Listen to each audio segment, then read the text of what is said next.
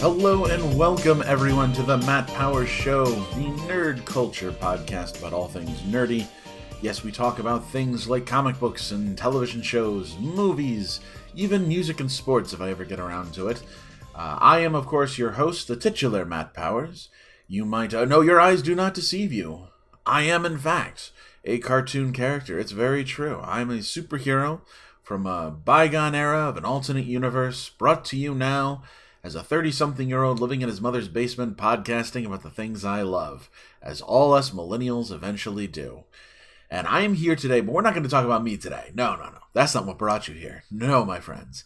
Today, The Eternals dropped a trailer. Marvel's movie set for a November release, The Eternals, a team which most people have no idea who they are or what they're about, and I am very excited because, A, that was a great teaser trailer, but I kind of want to talk about it with you. I think we have something really special here.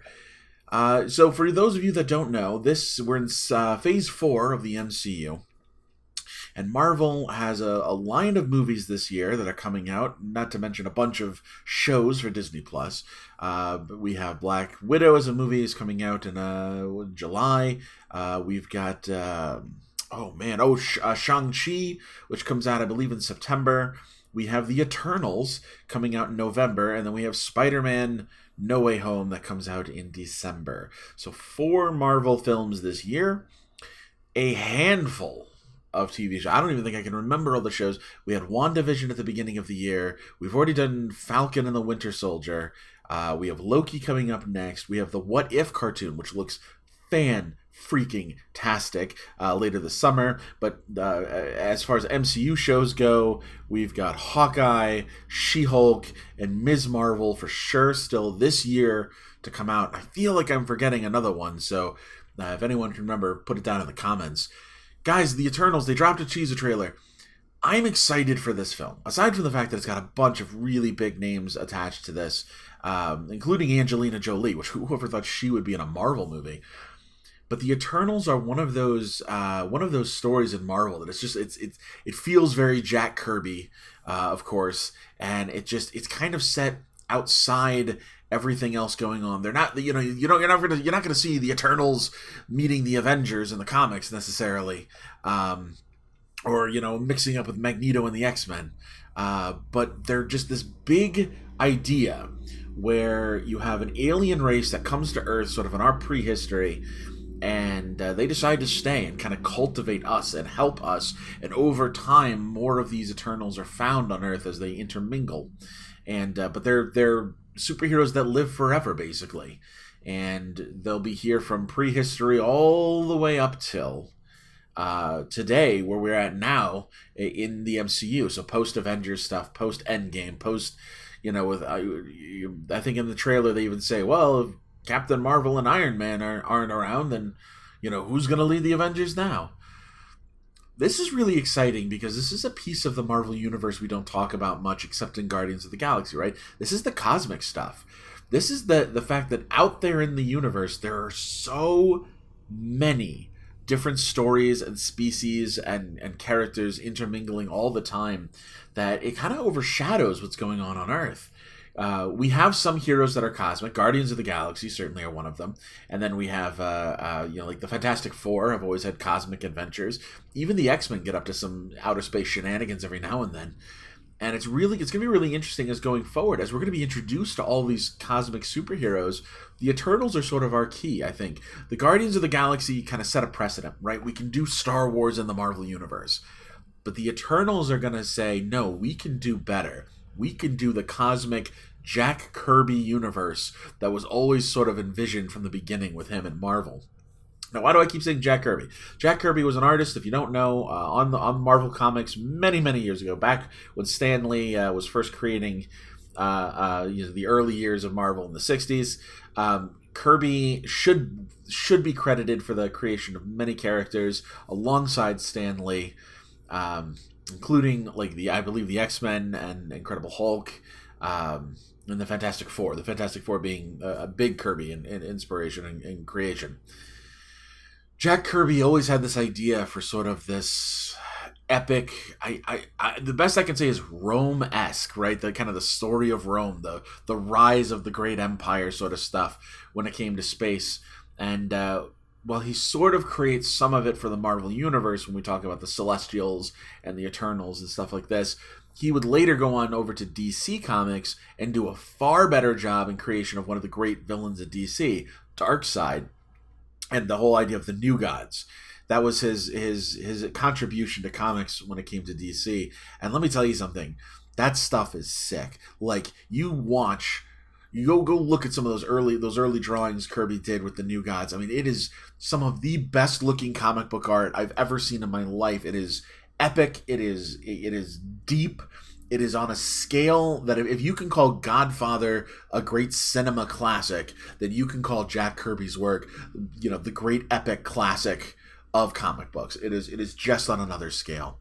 So I'm very excited to see the inclusion of the Eternals here, because this is sort of fulfilling on the promise that of what Kirby brought to Marvel, which is specifically this big open space opera, this epic that's happening, and we're bringing in these characters who they're really going to help redefine the MCU and kind of redefine what we understand about how superheroes exist and why, and what are these things, Celestials, and what are the great gods of the universe. We've already met a few, right? We've met Ego in Guardians of the Galaxy 2, and we met Thanos isn't really a celestial. He's not a god with a little g. He's just a very powerful alien.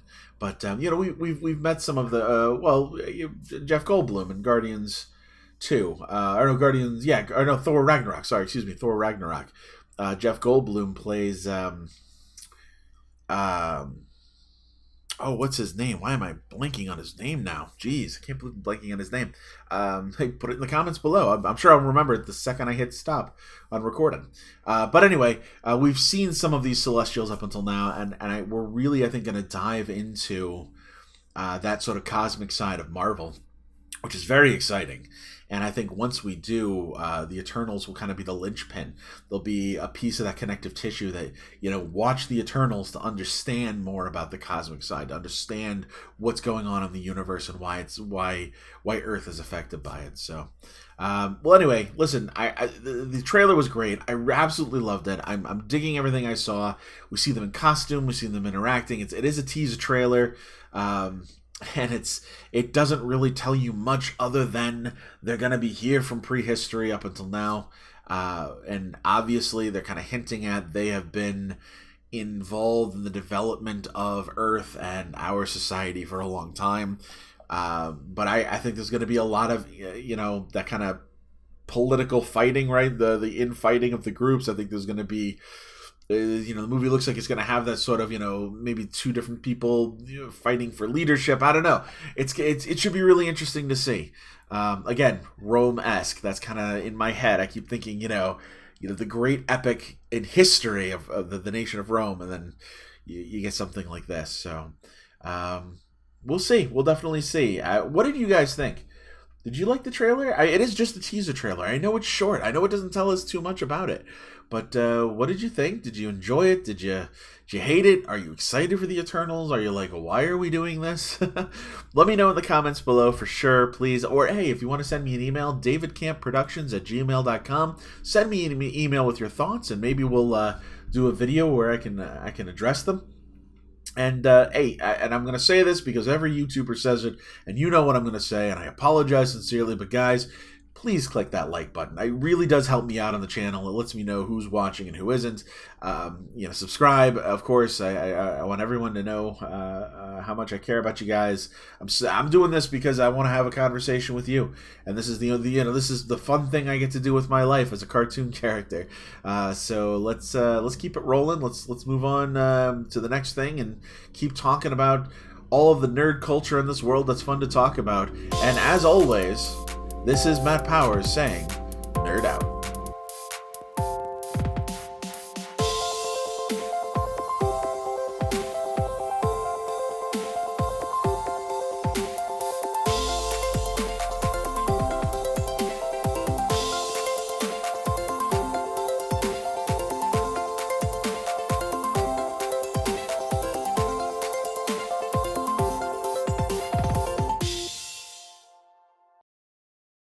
vortex!